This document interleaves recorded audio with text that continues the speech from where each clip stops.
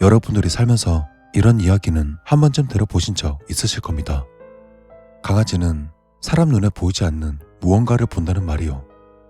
강아지를 한 번쯤 키워보신 분들이라면 설마 하면서도 고개를 끄덕이게 되는 순간이 있습니다. 아무런 소리도 없는 밤, 불 꺼진 현관 앞에 가만히 앉아서 누가 거기 있기라도 한 것처럼 시선을 고정한 채 움직이지 않을 때요. 신발장 앞엔 아무도 없고 문도 열리지 않았는데 그 강아지만은 이미 누군가를 보고 있는 것처럼 굴죠. 그럴 때 문득 이런 생각이 듭니다. 저 아이는 지금 무엇을 보고 있는 걸까? 지금은 죽고 곁에 없지만 저에겐 어릴 적 키우던 강아지가 있었습니다. 그날은 아버지가 퇴근하던 중 졸졸 뒤를 따라오는 떠돌이 강아지를 혼내보기도 하고 뿌리쳐 보았지만 끝까지 그 녀석은 우리 집까지 쫓아왔고 그 모습이 기특해 일단 집에 들이긴 했지만 당시에 제가 살던 곳은 방음이 별로 좋지 않았던 곳이었기에 부모님께서는 키울까 말까 고민을 했습니다. 하지만 하루가 지나서 결국은 키우기로 결심을 했는데 그 강아지를 키우게 된 이유는 얌전했기 때문이었습니다.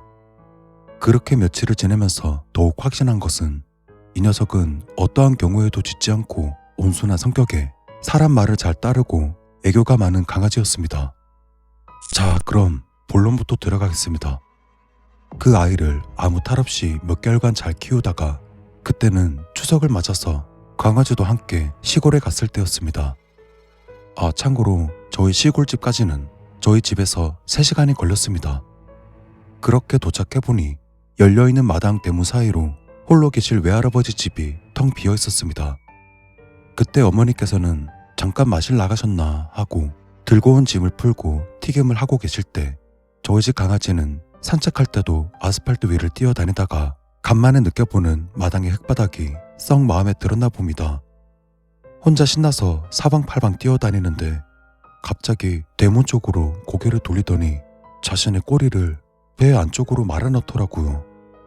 그러더니 몇 초간의 정적 뒤에 이빨을 드러내더니 격렬하게 짖기 시작했습니다.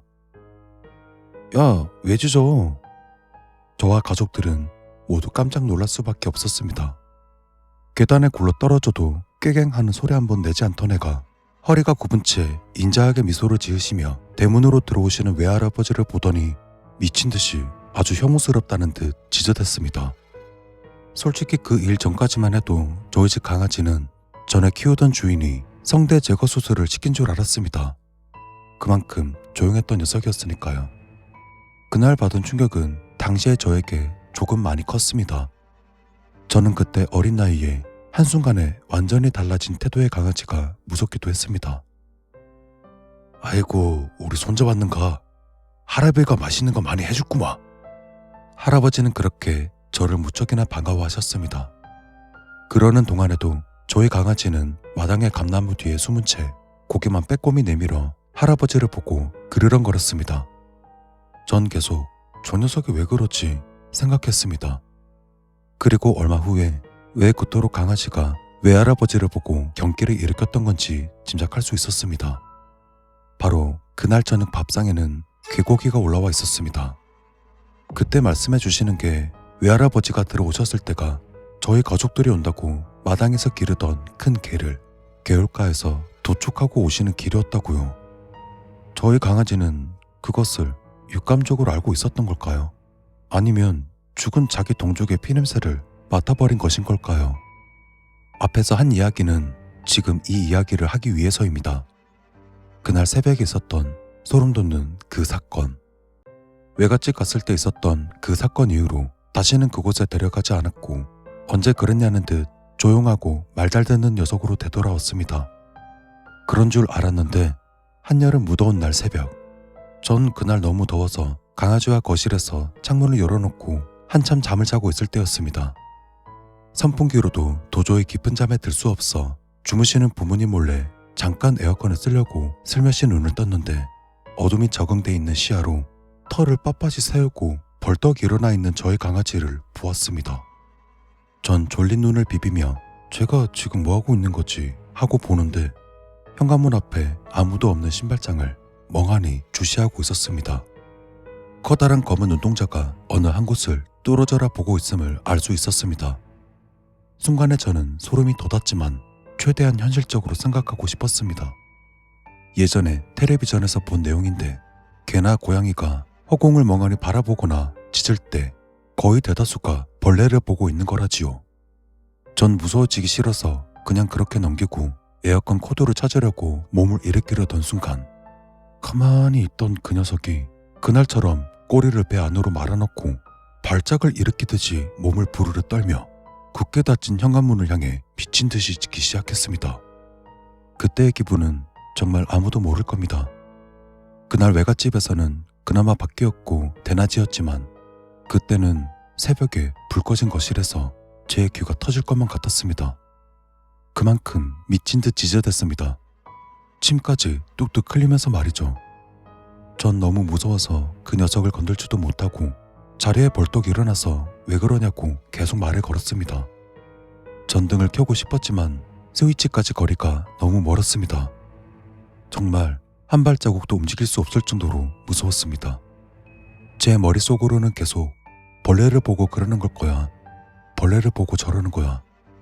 아니야, 벌레 때문이 맞아. 수없이 그렇게 되뇌이며 놀란 가슴을 진정시키려고 하는데 이 녀석이 글쎄 현관문 쪽을 바라보던 시선이 천천히 부엌 쪽으로 옮겨가더라고요. 고개도 그에 따라 움직이며 마치 뭔가가 안으로 들어왔다는 듯이. 그리고 그때 정말 다행스럽게도 개가 짖는 소리에 아버지가 깨셨습니다. 결국 아버지는 방문을 열고 나오셨고 무슨 일이야? 갑자기 얘가 왜 짖어? 라고 말씀하시며 불을 켜는 순간 저를 등지고 부엌을 보며 짖던 녀석이 펄쩍 뛰며 고개를 획 돌려서는 저를 향해서 이빨을 드러내 짖기 시작했습니다. 순간 제 몸은 얼음처럼 굳어버렸고 등골에서 소름이 돋아났습니다. 그런데 저는 곧 눈치챌 수 있었습니다. 자세히 보니 이 녀석의 동공이 나를 보고 있는 것이 아니라 제 얼굴을 아슬하게 비껴나가 어깨 너머를 보고 있다는 것을 말입니다. 누가 제 등 뒤로 숨었나요?